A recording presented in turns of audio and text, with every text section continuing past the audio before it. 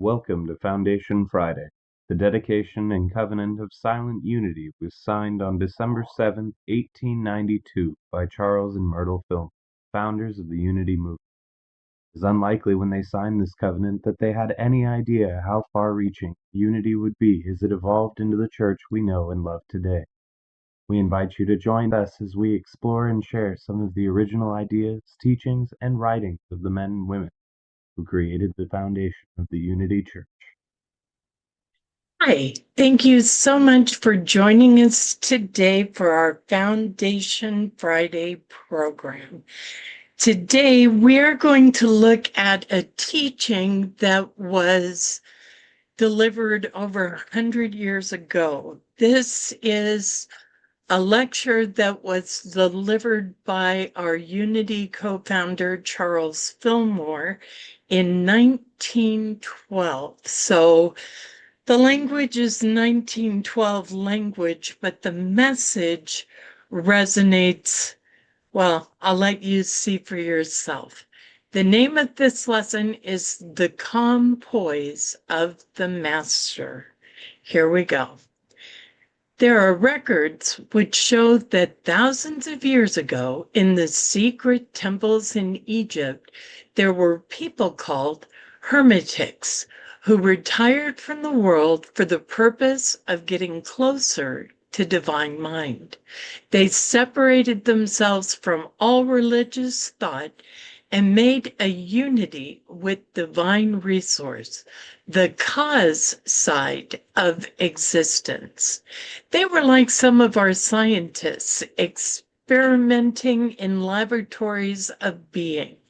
They tried various ways of prayer and meditation and found that when they used certain words, they came in a very close relationship with the cause side of existence. And those words were tabulated, a record kept of them. And it was found that all our words had to do with existence. All words that described the good, all words that described health instead of sickness, all words that described power instead of weakness. Those words seem to bring them into closer touch with the great mind, with the great underlying power, and they became, apparently, just what they held in thought, what those words expressed. So there gradually grew up a brotherhood.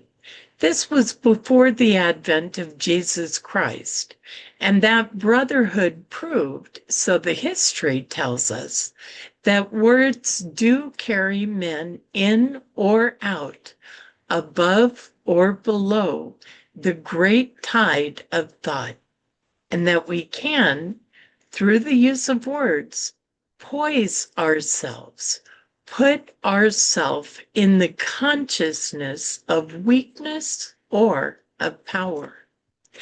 Now we are carrying out that same occult brotherhood's ideas here in Unity. The world has become so free from its narrowness and ignorance that it isn't necessary to retire into temples or caves. We know the law that God is everywhere. So let us continue that great work which those brothers inaugurated. Let us hold the true words, carved out of the great substance, a temple not made of hands, with hands, eternal in the heavens. 2 Corinthians 5:1. We take this morning some real words and enter into that temple. The central idea of our lesson is the poise, the mastery, the dominion of the man. Now, this can be attained through taking words that correspond to that power, that dominion, and that mastery. Those words might be selected from a legion and all bring you to the consciousness of poise, power, dominion, and mastery. But words that would get you closest in touch with that state of mind are those that appeal to your consciousness, your education. What words bring you the greatest realization of power, of mastery, of dominion? Why, you will say at once words that belong to the supreme mind, that describe that mind.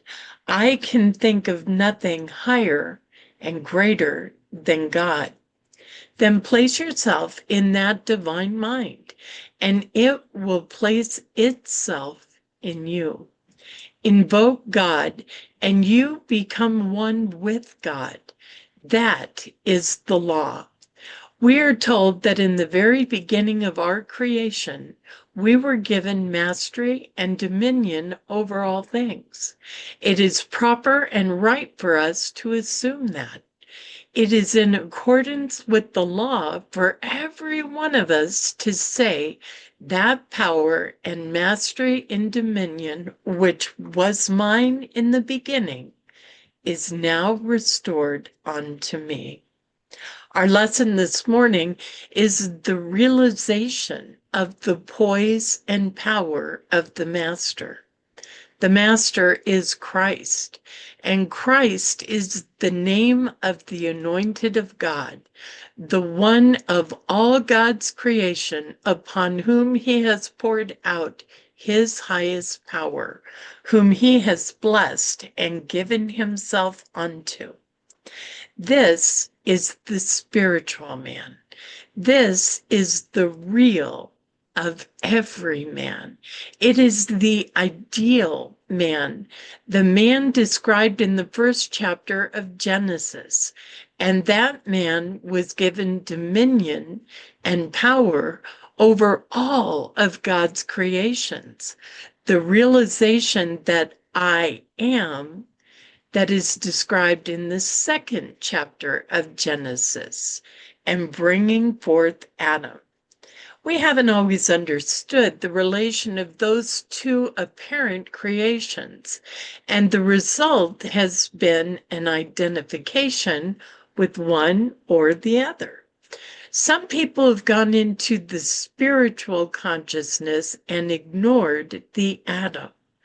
Others, and the great majority of the race, have fallen down onto the Adam plane.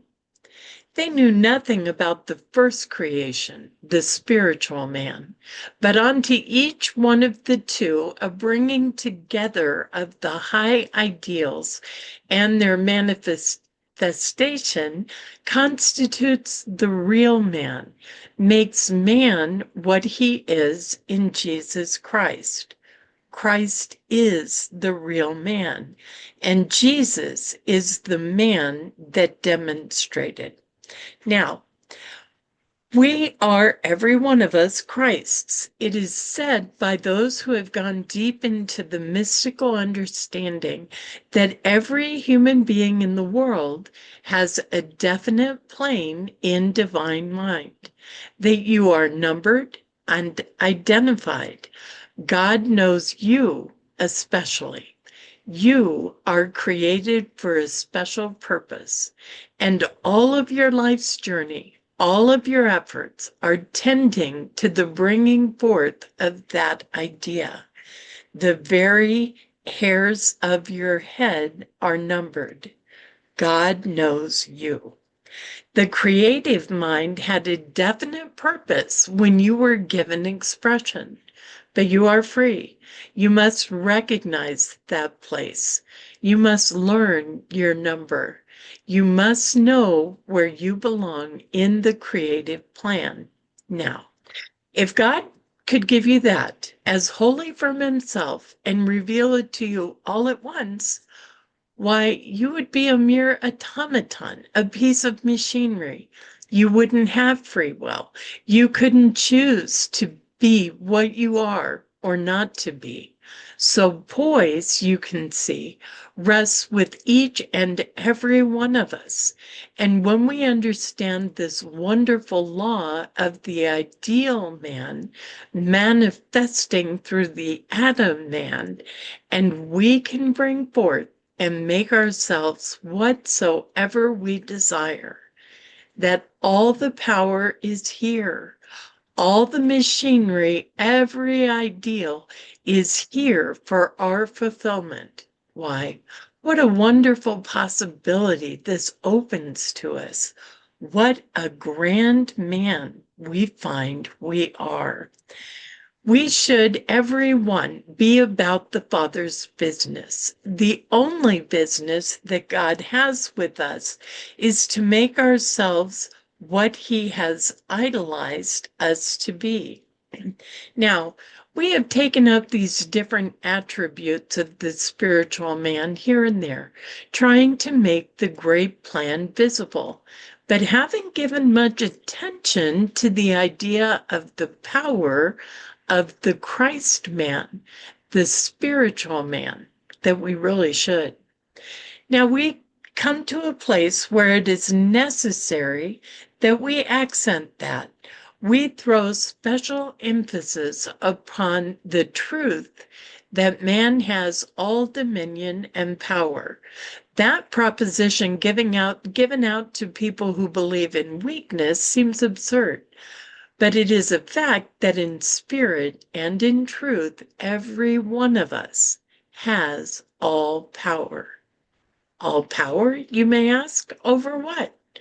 First, over our own thoughts. And once you have attained the mastery over your thought, you will be the master of the universe. Everything that comes your way will fall in line with your desire. Your will be supreme. This is the teaching, and you find it will demonstrate. Then the very essential point in the demonstration of power is mastery over my thoughts, my feelings, my emotions.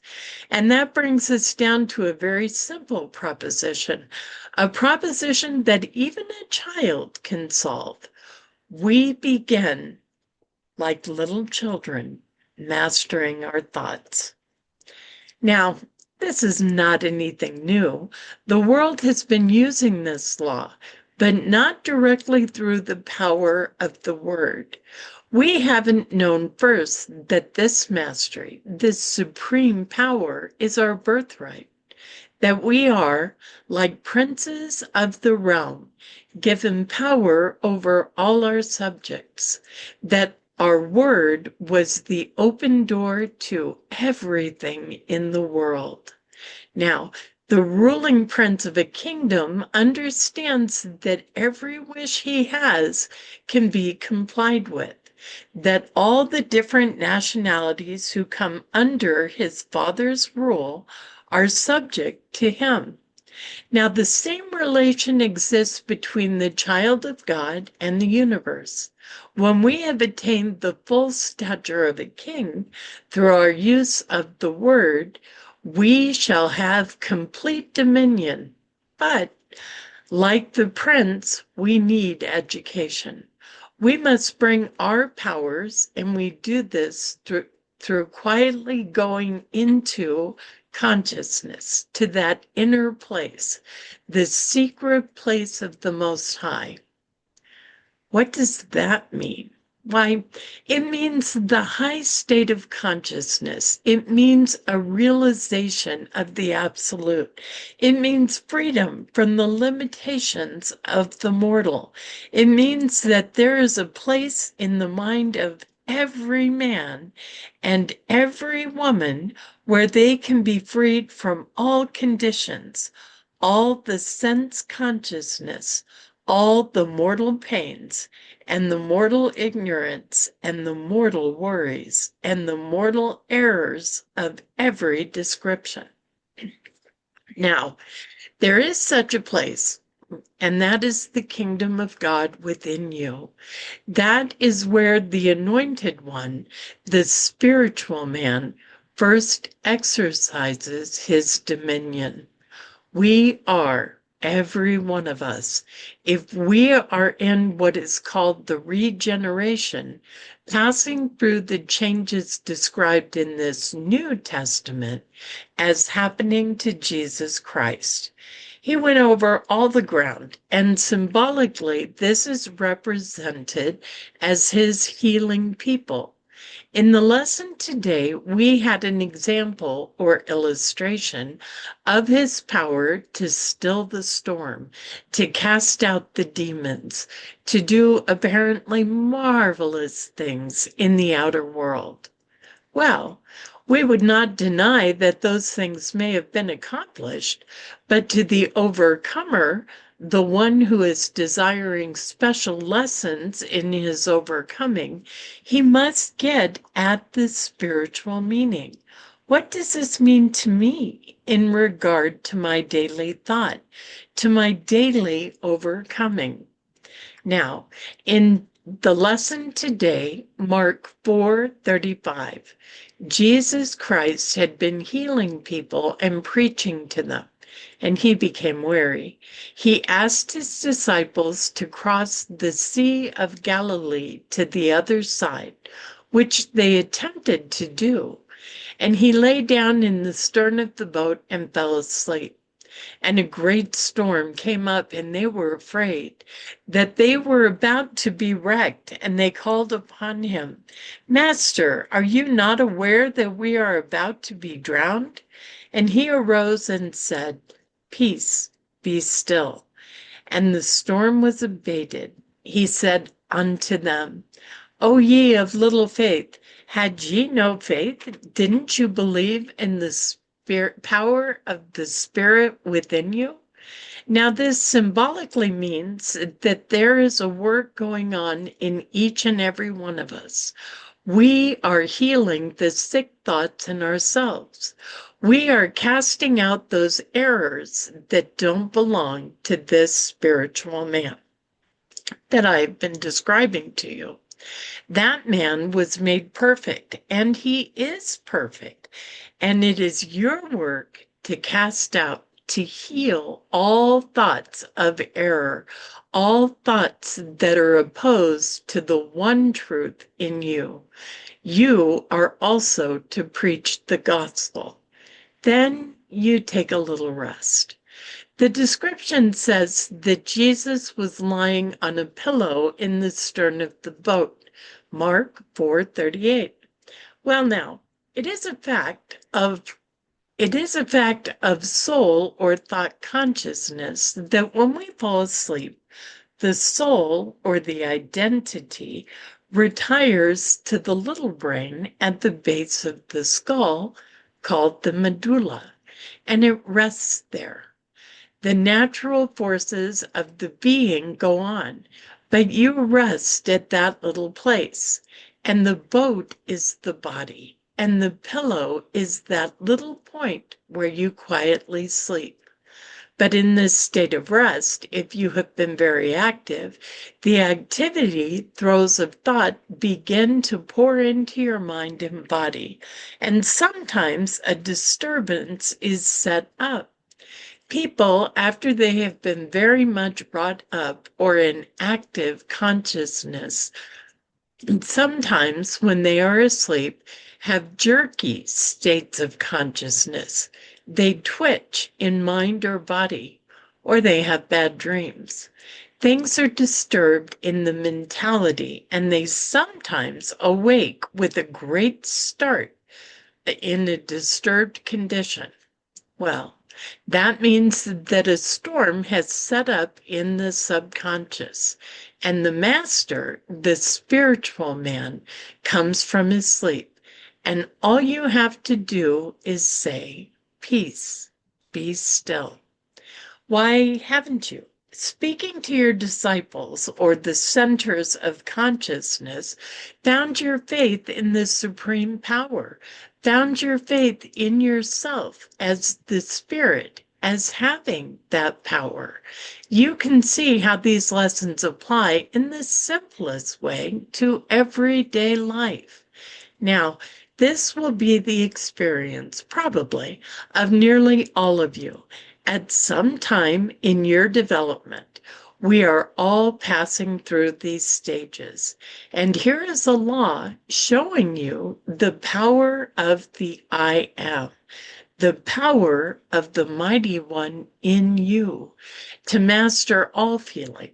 When you awake in the morning and the system hasn't been in perfect harmony, storms have been going on over your mind, your subconscious, and your body during the night. You have but to say in spirit, peace, be still. In the name of the Lord of Jesus Christ, I say to you, harmony, peace, poise, and you will set currents going in your mind and in your body, and it will straighten you out. It is better than getting up and taking a tonic or trying in some material way to regulate forces that pertain definitely and strictly to the mind. Here is where the unregenerated man falls down. He doesn't know the law. He doesn't know that he is the mighty one of God. Now, this mighty one of God must be cultivated. You must know that you have the power to still every storm, to master every emotion, to direct every thought, that power is given to you. It isn't something you have to cultivate. You cultivate simply the consciousness of it. You come into relations with it, but it always existed.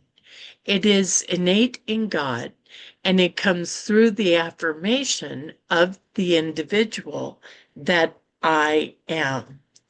You know that I am is the name of God. Jehovah is I am. I am the beginning and the end. I am that which was and is. I am shall never exist. I am has no ending.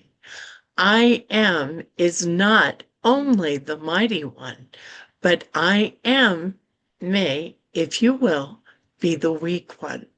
You can say, I am poor, weak, worm, the dust, and immediately you become that. Apparently, this is your privilege. It is the result of a freedom of the I am. But the real character of I am is like its source, masterful, powerful, having dominion over all things. Now, it may be that you are so mixed in your thought element that you have gotten so into the storms of the body and the mind that it's a little difficult to realize your dominion and power.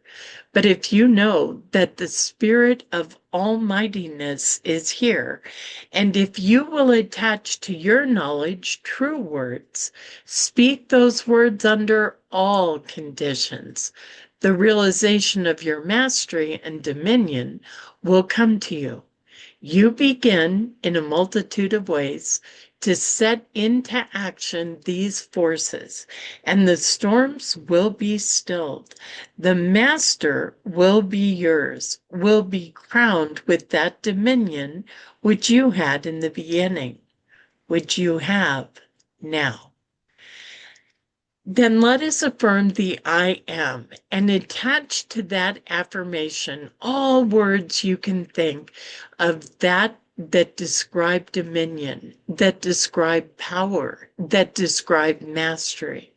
This doesn't mean that you're going to dominate, that you are even going to go out into the world and stop storms. You grow into that. It means that you shall take possession of yourself.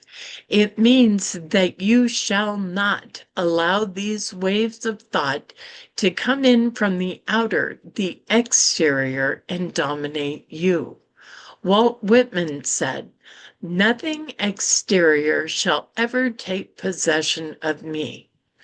Have you ever said that to yourself? Nothing exterior shall ever take possession of me.